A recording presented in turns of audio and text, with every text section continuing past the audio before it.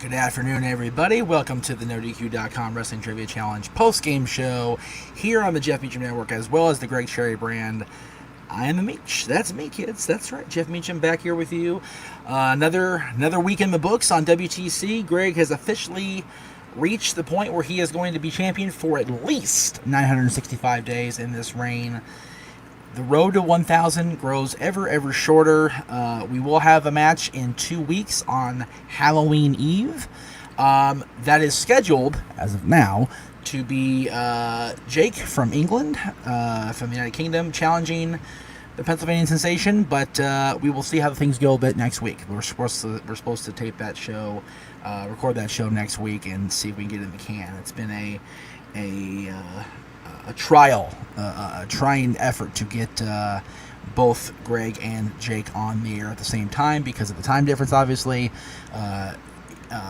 Jake being 5 hours ahead of Greg, it's a pain in the ass, I'll be honest with you, especially since I'm 8 hours behind Jake, being here in SoCal, but we're working on it. And then, of course, the Cleaver Colin Andrew will be on November 13th, and should we get there with Greg, November 27th, the season finale. Black Friday. Could it be a Black Friday for Greg Cherry, or will the 1,000 day goal be reached? And it's all about staying tuned and seeing what happens, kids. It's going to be fun as we approach the last month of the season. You may have noticed there was a little bit of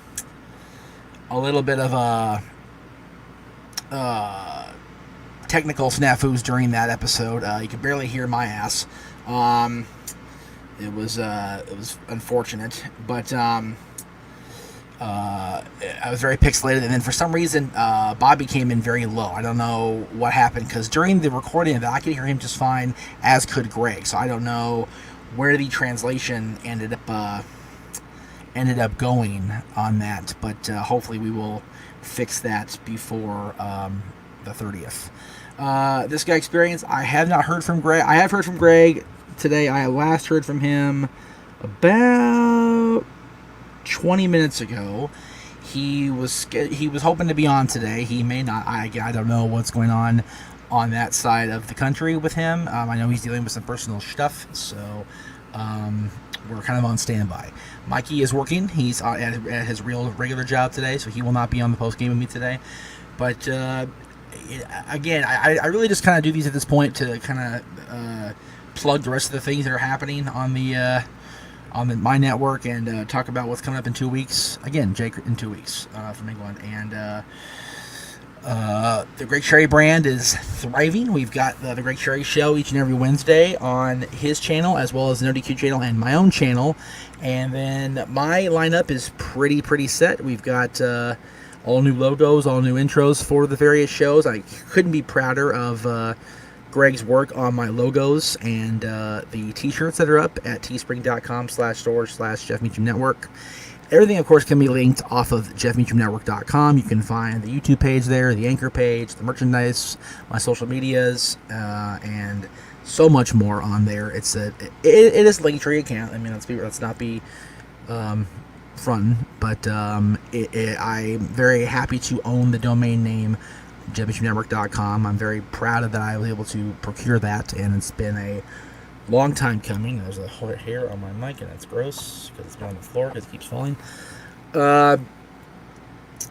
It's one of those things, guys, where we set these challengers up. I've got the questions right here, queued up, ready to go every 2 weeks, and they randomly come out of the chute like an Uno attack deck, and whatever questions fall, and whatever happens, and it's these guys. Some of these guys have been on before facing me. Some of these guys are brand new to the NoDQ trivia side of things, but they all at least profess decent knowledge of the material. And I said it during the show with Bobby here a few minutes ago. The hot seat is a bitch. It really is. The hot seat is a hot seat. You clamp up in that seat. You tighten up. You lose your composure almost, as far as the knowledge kind of seeps out of your ears, out of your brain, and it's very, very difficult to come up with things within a 10-second time period. which is why Greg and I did our marathon match a year and a half ago, because we had an hour in 10-second increments to think things out and just answer what we could, and it worked very, very well. I'm not saying that it would work every single time, because that was a long, long day, and WrestleMania week is a long, long week for us all anyway, and to be in that pressure cooker while prepping for WrestleMania week, while doing the things we were doing on the No DQ side anyway, was very unnerving, and I look forward to whatever happens should Greg retain the title on Black Friday and going through to Black Friday, I should say. Because I'm looking forward to being back involved. I enjoy the pressure of the hot seat, I'll be honest, but I also know that I am not the same trivia guy I was when we started this crazy journey 3 years ago. It's been no secret. I've had documented on the air about my concussions and my head trauma, so the knowledge that was there is not all there. Like, a lot of it is gone, and I have to really, rack the brain. And I say that, as I say that, I got a text yesterday from my dad during the lunch hour that his boss brought up Whipper Billy Watson, the man who defeated the NWA, defeated Lou Thez for the NWA Championship back in 1956. And I just rattled it off right off the top of my head. Like, I knew exactly who he was talking about when he said Whipper Watson. I'm like, that's got to be Lou Thez for the title in 56. And then I remembered it was the exact week, 7 days to the day before my dad was even born, March 15th of that year. So it was, it's just crazy how I'll forget the old saying, I forgot more you ever known, pal. It kind of feels that way with me, and I'm glad to be knowing that the challenge will return, and that I will be able to get back in the mix. And yeah, it's crazy. This guy that I've been doing this trivia 3 years, I'm like flabbergasted that next Sunday, the 25th, is 18 years since we started the podcast on the old podcast on the NoDQ.com site, the actual server, NoDQ.com. We hosted the podcast there, and we ran that show for almost 2 years, and then we did the video show for another 2. And here I am doing 13 years and counting, 13 and a half almost, for Talk Wrestling. So it's crazy how fast time goes. Chris Jericho.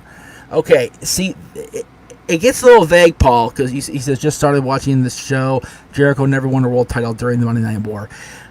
I really wasn't specific as far as the end date in 2001, because if you really want to split the hairs, if you will, Chris Jericho did become the WCW champion when that title was still an active title. It was under the WWF banner, because it was the end of the Monday Night Wars and the process of the invasion. So it really is splitting hairs on whether that's correct. However, you are right that during the Monday Night Wars between September 95 and March 2001, the only 2 that held titles in all 3 companies that were active world champions during that time period were, in fact, Chris Benoit and Mick Foley. So either way, neither of them got the correct answer, the correct pairing combination of Chris Benoit and Mick Foley. And not to sound cocky or condescending, but the score was such at the end that it really didn't matter. So, and like I said in the comments, I hated that freaking question. I hated that I asked it, because it was so convoluted and so drawn out and long that it could have fooled anybody. It would have fooled me if I'd got it. So I will not be asking that type of question going forward with any luck. I've got 3 more weeks. I've got, in theory, 66 questions to come up with in the next 3 weeks. So plus a tiebreaker should need be. However, we haven't needed a tiebreaker in the last 3 years, because this guy just keeps whooping that ass. So, Greg, I mean, I've been kind of half gushing, half singing praises. I guess the other third just explaining how crazy it is to sit in that chair, either in your own chair or opposite you. It's bananas. It really is. And people understand how much of a pressure cooker it is to sit in that seat, like I did with you in the marathon, like you did against me, like everybody has against you so far. It's a whole other world to sit in that chair.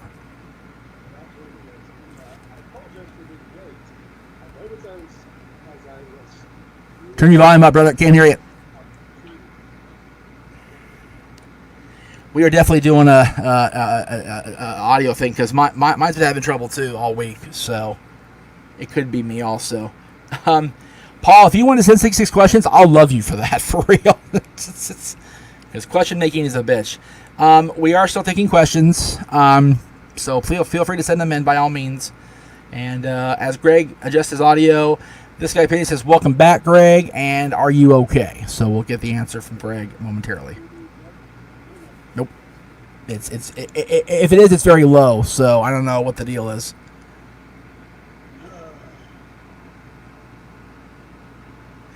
You're kind of like as low as Bobby was somehow. Like I don't know how that happened with Bobby, but he was very low during the broadcast. So, now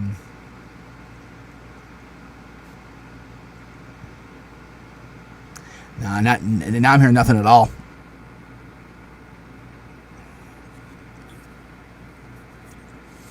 We're working on it, kids. Working on it.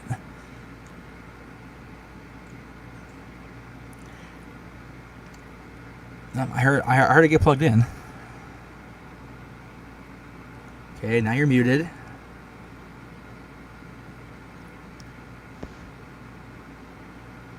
Nope. Not a thing. Paul says he stumped him on the bit. Yeah, you did get the Benoit Triple Crown question. Yeah, that kind of all. Although I think that question was worded so that it was supposed to be the Grand Slam as far as the TV title as well. So, but yeah, people forget that Benoit was TV champion toward the end of his run there. So, I'm hearing you tap it if it makes you feel any better. Test. Aha! There we go. There we go. Jesus Christ. All right, throw this back. It's one of those weeks, man. How are you doing, by the way? I'm doing okay. My dad's doing okay. That's why I've been off, because my dad's doing all right. Still in the hospital, but doing okay. Right. Right. I apologize for being late. Right before I was going to get on the show, I actually was on Denise Salcedo's Instagram live stream. So good for you. I love Denise. No offense to you guys. But you're good, man. I don't get that chance often, and it was literally like right before, so I was like, right. Gotta take the chance. Trying to get her on Trivia Challenge too for the tournament. Yes. So hopefully that goes well, and yeah. I said a long time ago when Sean Waltman put her on the air that she had a unique quality, and I just love that she's been successful. I'm so proud, happy for her rather, that she's doing so well with everything she's doing. So good for her. And if you haven't heard Denise Salcedo's anything, you need to follow her on Twitter like right now. Like seriously, just go open a new window and follow her on Twitter, and then come back. We'll be good. I'll still be talking because I do. Yeah, she has like 75 different podcasts. She's really busy. I know. It's like, and that's the thing. It's like, she went from doing what she was doing with Sean to all of a sudden she just exploded. Like it was literally like a blooming flower. Just kind of like the petals went everywhere, and it was awesome. I'm so happy for her. Like I said, it's crazy. I'm glad you got to be part of her show because I love her, and I've been trying to get her to do an interview for the longest time, and she's not answered. So well, we'll see how it goes with trivia, and maybe we'll open up a connection there somewhere. That'd be good. Perhaps a Greg Cherry Show appearance. We don't. That'd be good too. Absolutely. As long as it's on my network, it's gravy. I don't know. It's good for me. I will say that my previous attempt at a contact was through another party who is not proven to be reliable the last 10 years. I know exactly who you're talking about, and I'll leave that alone. Yeah, exactly. So this guy says, "Damn, I'm sorry you and mainly your dad's troubles." We appreciate that, man. So it's unfortunately, we are real people and we got real issues that are going on outside of this little wall here. So I shut my microphone. But luckily, the technology is so that I could, do the Greg Cherry Show. That I could, fill that gap, and I could do Stat Boy Show last week because he was stuck up in he was at work last week. So I've kind of been all over the place on the shows, and I'm not complaining because I'm actually keeping busy, which is nice.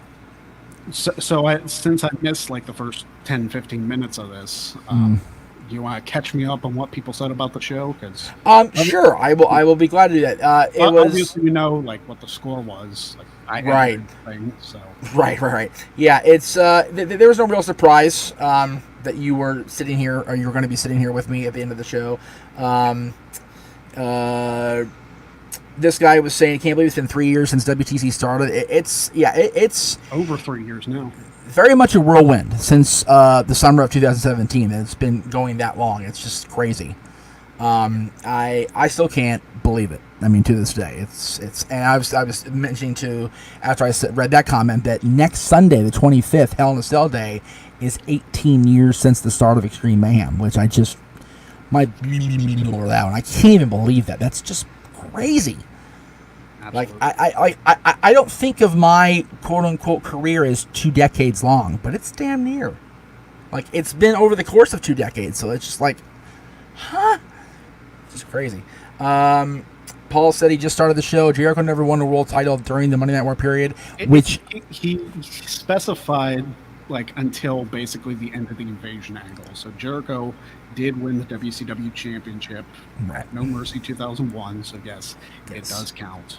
Yes, and to be perfectly fair to everybody that was involved, I did not remember that Benoit be included in that group until after the fact.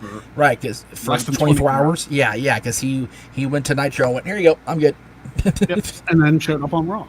Yeah, and I think that's conditioning on WWE's part to make me forget Benoit existed, and that's just the way it is. I'm not blaming anybody but myself for being faulty on that, but it at the time it was a huge thing that and Chris. It's also on me for not realizing that Stone Cold's tenure was like 2 months in ECW. Yeah, and see that's the thing. So much is made of Steve's time in ECW that it was really the genesis of Stone Cold. He was there for like maybe a pot of coffee, not even a cup, like a little more than a cup, because he went there. He was still banged up. He's still rehabbing his tricep, but he went there specifically in his mind to put people over and to make the next star. He had no interest in being the world champion himself. Paul tried. Paul wanted to be the champion. He said no. And not only did he put Mikey over, he put Mikey over twice, which I think is at a time where Mikey was not winning matches. It's crazy. I don't think he had won a match until he beat Austin. I know he had been the TV champion and the tag champion before that. As a matter of fact, he and Cactus beat the Public Enemy the night that Shane Douglas threw down the NWA title. Yeah, I knew Whipwreck was a Triple Crown champion. Right. Yeah, it was actually in the order of the tag, TV, and World Heavyweight. It may have been TV first. Paul, the good question here. Wouldn't Rhino count as well? I suppose so. Yeah. Because he was WWS champion during the Invasion. So yeah, I guess you are correct. Yeah, and I think well, he didn't win it in WCW though. Well, neither did Jericho. But Jericho was champion in WCW. Yeah, it's like I said, it's shitty wording. It's my bad. So it's if you talk about winning singles world title during the time between the beginning of Nitro and the end of the Invasion, there's a lot more people included there than I thought. Now, what I intended to say was the beginning of Nitro and March 26th, the simulcast, the end of it. So, in which case Jericho would not count. The only two correct answers in that case would be Mick Foley and Chris Benoit. Right. So I threw my own self for a loop. That's my fault. But as I mentioned during the course of this show, the score was, I mean, no offense to Bobby, the score was such, it didn't matter. It really didn't matter at the end of the day. So I'm not gonna lose sleep over it tonight, so it kind of is what it is. And you're gonna be so happy should the tournament happen that yes, I won't have to write questions for like 16 episodes. Dude, I am still right now in the process of getting the remaining 66 done. I'm about a third of the way in, which is good because we have a show on Monday. It is. I totally get now where you and I were coming from the last 3 years. Like, I understand, I get it, and it's hard sometimes, especially because you have to make them challenging enough that they're trivia, but not too challenging. That's like, you could give me 10 minutes and I'm not going to figure that out. Right. It was like I mentioned at the very top here. My dad sent me a text yesterday during the lunch hour about his boss bringing up Whipper Watson, the guy who beat Fez for the NWA title back in '56. All he said was, I'll tell you exactly what he said. I'll read the quote verbatim. He says, "Have you ever heard of an old wrestler, Whipper Watson?" And, like, without even blinking, I said, "Whipper Billy Watson? Yes, he's the man who ended Lou Thesz's long stranglehold on NWA World Championship back in '56, I think." And he just came up in conversation at my dad's lunch, because I guess my dad's boss had seen Watson because they were in Canada at the time. And then I went back and looked at the history even further. Whipper Billy Watson became the world's champion exactly 7 days before my dad was born. Wow. I just went... So technically, when my dad was born, the world champion of wrestling was Whipper Billy Watson. There you go. Speaking of dads, my dad, when he was still working, because he's retired now. God bless him. Yeah, lucky. But somebody at work came up to him and was like, "Hey, do you know a guy?" And my dad came to me after. He was like, "Do you know a guy named Mad Mike, who was a local indie wrestler here?" It's like, Yeah, actually, my first angle in the Indies was with Mad Mike. So yeah, that's fantastic. And apparently, the guy like either was related to him or knew him from something else. It's like, jeez, it's a small world after all. Yeah, no more Disney for me for a while at least. Holy cow! Funny thing. Speaking of a small world, somebody on Denise's live stream was also from Oil City that I have never met. And it's like, Jesus, it's like. How does that happen? Yeah, how does that happen in the same, like, not even the same Instagram in a different time, the exact same stream, the exact same day? That's weird. Mm-hmm. That's crazy. Dwayne with the congrats. Dwayne is we love Dwayne, man. He's been following for a while and always with the questions during my live streams, and I greatly appreciate it, man. And this guy, okay. So, are you trying to piss me off for 2 days in a row? I'm asking because first of all, you called me a Roman butt kisser yesterday, and now you're out here saying you Disney. You're in the wrong stream, Bubba. Yeah, good thing Jen's not here. Right? Superman punched you through the screen. No, we were doing the Nerdy Q review yesterday, and I was very boisterously singing the praises of Roman Reigns during this recent run here, and after talking about John getting married on Monday, which Jesus, and he super chatted asking me to stop being part of the Roman Kiss My Butt Club, and I flat out said, "Dude, fuck off!" Just like on the air, like fuck off. And it's like, oh, so yeah, triggered. But well, I mean, Roman's run as a heel so far has been there. And the thing is, with Roman, it's like this is the guy that had he been this guy in 2015, we wouldn't have hated it so much, honestly, because I haven't gotten that far in my Rumble watch along. How are you doing, by the way, on that? Yeah. I think I told you I've watched 88, 89, 90, and all of the televised ones. Right. Which there are a couple televised ones that actually are better than some of the like annual ones. Right. And there are some that are just such hot garbage. Right. So I'm looking forward to that. It'll probably be November, December time frame when that goes up, because I'm planning on making like a video series about the Rumbles, maybe like a 4 or 5 part series, just to say, hey, I've watched all the Rumbles. I graded them without any bias. I actually hide the scores after I grade them, so I can't like look at so I can't base it. Tries to compare, right? Yeah. And it scares me because if I do that and something's above 92, I'm gonna be scared. But it's completely unbiased. Yeah. So it's like, what if one does beat 92? and that's kind of the hook. Yeah. See, that's the thing. It's like it's one of those things where, you and I have been doing this for so long, as far as like doing like watch-alongs or doing just various things like this, and JJ and I have been doing top 10 style shows for a while. Yeah. He's watching Survivor Series back because we're going to do our top 10 Survivor Series matches. Right. And he doesn't know if we're going to do just elimination, just regular, or a combination of both. So he's watching the whole shows. He's taking his time, and I appreciate him taking his time and actually really, getting involved, because some of those old shows from like the mid '90s are a chore. Like they really are. So I get it. You figure the first couple Survivor Series, at least through like 87 through 90, are just Survivor Series matches. Right, and the 91 only has the one which is a title match. Right. Important title match, don't get me wrong, but it was the first one to stray away from that. And 2002 didn't have any traditional Survivor Series elimination matches at all. There you go. Still a solid show, though. Note to self, no Survivor Series trivia on the season finale. Okay. You're giving virgin hints. Yeah, exactly. Yeah, none of that. No. Dwayne says, do you have any new challenges coming? Yes, we actually have. We're recording, I told you guys, on Monday, hopefully, God willing, against our buddy Jake, not from State Farm, from England. And then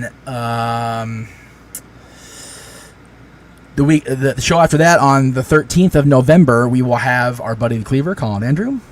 And if it is Greg on the 27th, if he gets through the next two, it'll be Greg and Virtue on the season finale on Black Friday. When I said at the top of the show, will Black Friday be truly black for Greg, or will we have the milestone reached? And either way, I'll tell you this right now, I've had such a fun season this season.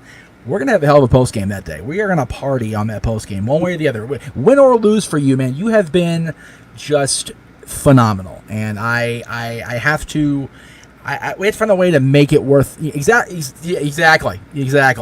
So I'm racking my brain trying to figure out what I can do to make that post game show just that special, and I see how it goes. Yeah. So Jen told me, I don't know how much you know about this, that there was a package delivered to our house that I'm not allowed to open until November-December timeframe. Oh. I have no idea if that's related to anything or if it's just like something. That's your wife's thing. I had no idea. That's your wife's whim, and that's she do her. I have no idea. And honestly, she wouldn't tell me anyway because she knows I got a big mouth. So So let's see here. The season finale is going to be on day 993. Right. So if that is your win and you win it, then 1,000 is guaranteed because there'll be no show that week. So celebrate day 1,000 and my parents' anniversary same day. There you go. See, beautiful. Paul says, sorry to keep this going, but I'm going a step further. Raven is the only one to win a world title during the Monday Night era and win titles for other companies during the same era. Yeah, that's true. You know what? Okay, well, I'm just trying to think because he was hardcore champion of Mania. Right, well, but it was already over by then. Yeah, but then even if he would have won it on the last Raw, right, it still would have counted.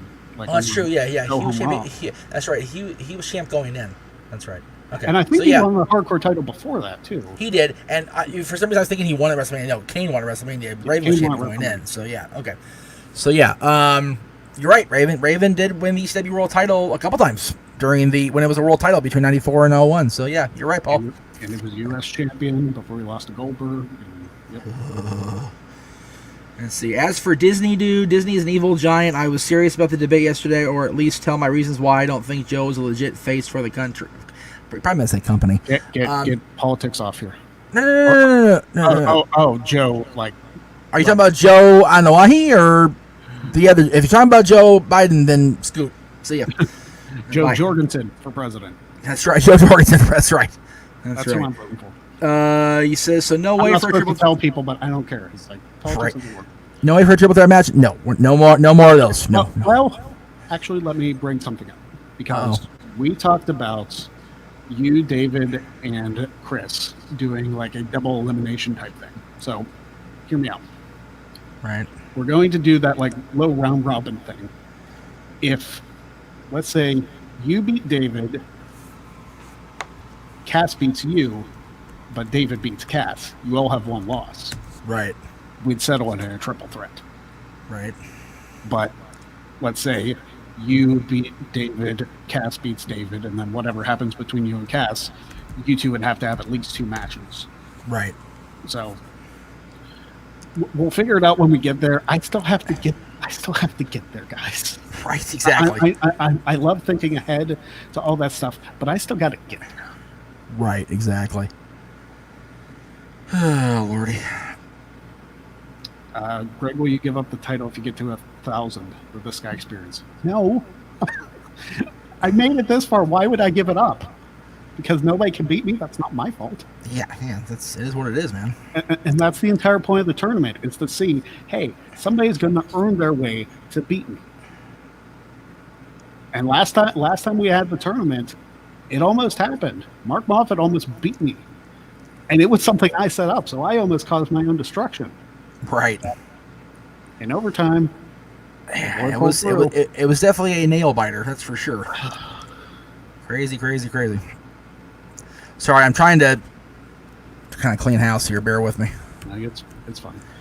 Do me a favor, and well, I'll tell you off air. Okay. Well, the plan is, let's just put this in theory. Mm-hmm. Should I reach 1,000 days? Right. Jeff, Cass, and David will have a double elimination series to determine which one of them is in the tournament. Right. And quite frankly, I might give you like the Andre Hogan treatment, where like you win that series, you advance to the second round. That way, I only have to find 14 people. That works. Yeah. So I might do that. It's actually not a bad idea. It'd be 2 less. It really isn't. When you say it out loud, it's like, ooh, I like that. Yeah, it just came to me. So the idea is, you guys have your series. You guys get like an automatic bye in the first round, and then we do the tournament as is. And then the winner of the tournament faces me for the championship. They'll obviously know their stuff because they'll have to get through so many people. Right. And it's going to be a hell of a match at the end. But I'm not just giving this thing up. Somebody's going to take it from me. And if somebody does take it from me, then I get to host, and all the pressure's off me. But we'll see. Hang on 1 second. Sorry. Okay. And we already have the 3 challengers lined up for the remainder of the season, so... Yeah, again, we've got everybody for the rest of the season, but submit your applications to Greg Cherry at the Greg Cherry brand, and we'll get you in the tournament if you are deemed to be challenger worthy. How about that? Yeah, because we don't want to have any guys that are going to know like 1 out of 20 questions, because we had a couple of those the last time around. Maybe my questions were a little bit difficult for some people, but we want people that actually know their stuff. Right. That's why I'm going out to like a Denise Salcedo. I kind of want to go out to Sean Mossap, see if he'll do it. Yeah. I want to get some like big name people that actually know wrestling and bring them on the show. Obviously for free, because your boy's poor. But we got to get people. We got to get people interested. We got to get. There's so much into this. I have so many ideas. Whether or not they come to fruition, we'll see. Again, I got to get to 1,000 first, and then we'll go from there. But all these ideas populating in my mind. Yeah, it's crazy. It's again, it's one of those things where we've been so looking forward to this. Like, oh wait a minute, now it's here. So what do we do? Well, it's not here yet. I still got Jake. I still got Colin, and I still got Virtue. 3 left. Right. That's it. 3 left, and I hit a 5. Exactly. And again, we got to get through the next whatever it is 6 weeks of taping. So it really just comes down to the NWO theme. I was about to go all Hogan on you. Right. I know. That's my ringtone. That's my generic ringtone for everybody. Some people get that, some people don't. But and just gone apparently. So, Dwayne, I will send out like an email or something. Sorry about that. No, Sorry fine. about that stupid damn thing. There we go. Okay. Wait, if you want to apply for the tournament, I'll make sure to like set up an email to say where you can apply. Right. You need Skype. What? Actually, you know what? I might tape them on StreamYard. I was gonna say we had a lot of trouble this show with audio and whatnot, so I'm thinking StreamYard might be the way to go for the next 3 shows. Well, I want to do it Skype. I want to do it that way simply because I don't want to change it up now. I want to make the tournament something a little special. Okay. There. Makes sense. And plus, I can put the questions on screen, and it'll save me so much post time. True. Yeah, post show editing, post production on this show has been a biatch. So, this guy experience says, Greg, I still need to buy your politics shirt. Everybody needs to buy that shirt. Every single one of you, in all 7 of you right now, tell your friends to tell 7 of your friends, buy the shirt. I mean, that is probably one of my favorite designs that I've ever done. It's fantastic. Because obviously it looks like a yard sign that you would put in for politics. Right. But it's telling you, hey, politics is fake. Exactly. Sorry to burst your bubble, everybody who's excited about the debates, but politics is fake. There's nothing real about it. Nope. You vote Republican, you vote Democrat, it's the same damn thing. Yeah, it's just different talking points. It's all work. Yeah, it's all big work, and we're learning that more in the last 8 years than we ever have before. So the whole thing's a damn circus. And with that, the ringmaster is going to curtain call because I got to take the boy up to the other circus. So we'll see how that goes from there. Thank you all for watching. Really appreciate it. Don't forget, 2 more weeks, October 30th, we'll have the next episode of the NoDQ.com Wrestling Trivia Challenge on the Greg Cherry Brands channel. You can find him at YouTube, Twitter, Facebook, and Teespring stores, Greg Cherry Brand, and all things me at JeffMeacham.com. For the champ, I'm the Meach. We'll see you in 2 weeks.